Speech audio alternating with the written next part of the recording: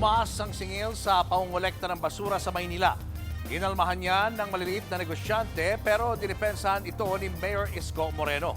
Nasa frontline ng balitang yan si Rainiel Pawid. Rolling karinderya ang hanap buhay ni Nanay Salome sa loob ng 2 dekada. Di raw kalakihan ang kita ng kanyang negosyo. Kaya ang balitang tataas ang garbage collection fee sa Maynila ngayong taon, malaking dagok kay Nanay Salome. Sa kaso niya, aakyat sa 500 hanggang 600 pesos ang dati niyang binabayaran na 300 pesos per year. Pero naiintindihan daw niya ang pagtaas ng singil. Para sa akin, okay lang kasi kalinisan naman yun eh. Pagkain po kasi ang tinda ko kaya kailangan malinis yung paligid ko eh. Sa inilabas na ordinansa ng Manila LGU, depende sa industriya ang garbage collection fee. Isa sa pinakamatataas ay ang mga kasino na aabot sa 36,000 pesos per quarter. Sunod ang mga sabungan, aircraft at watercraft companies na aabot sa 30,000 pesos. Habang 24,000 pesos naman sa mga nightclub, golf course at sinehan. Para naman sa mga nagtitinda sa palengke, 50 pesos ang bayad kada stall kung higit 100 ang mga nakapwesto. Kapag mas konti riyan, 40 pesos ang babayaran.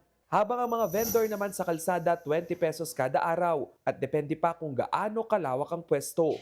Agad ding ipinatupad ang ordinansa na inaprubahan nito lang December 12, 2025. Paliwanag ni Manila Mayor Isko Moreno na papanahon na ang pagtataas ng garbage collection fee, lalo 2013 pa ang huling adjustment nito. Simula 2013, magpasa hanggang ngayon, December 31, 2025, ang amin lamang pong nakokolekta ay 110 million pesos. Hindi po tayo abonado. Pabangkarote po tayo. Dagdag pa ng alkalde, 40% ang itinaas ng napuproduce na basura ng Manileño mula 2015 hanggang 2023. Hindi raw nakapagtaas agad ng garbage collection fee dahil sa COVID-19 pandemic. Factor din ang mas malayong landfill na pinagdadalhan ng basura ng Maynila sa Rodriguez, Rizal. You should also consider the travel time, di ba? Bago makabalik yun at makapaghakot ulit, di ba?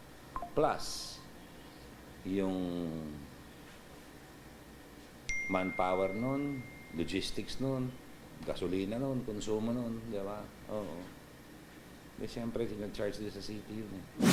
Kaliwat kanan ng mga establishmento at negosyo sa buong Maynila. Kada araw, naglalaro sa 1,800 hanggang 2,100 metric tons ng basura ang nakukolekta sa buong syudad. Kung hindi maaagapan, patong-patong na problema sa turismo, kalusugan at komersyo ang kaharapin ng mamamayan ng Maynila. Nagbabalita mula sa Frontline, Rainiel Pawid, News 5. Mga kapatid, Julius Babaw po. Para sa komprehensibo at makabuluhang balitaan at talakayan, mag-follow at mag-subscribe na sa social media pages ng News 5.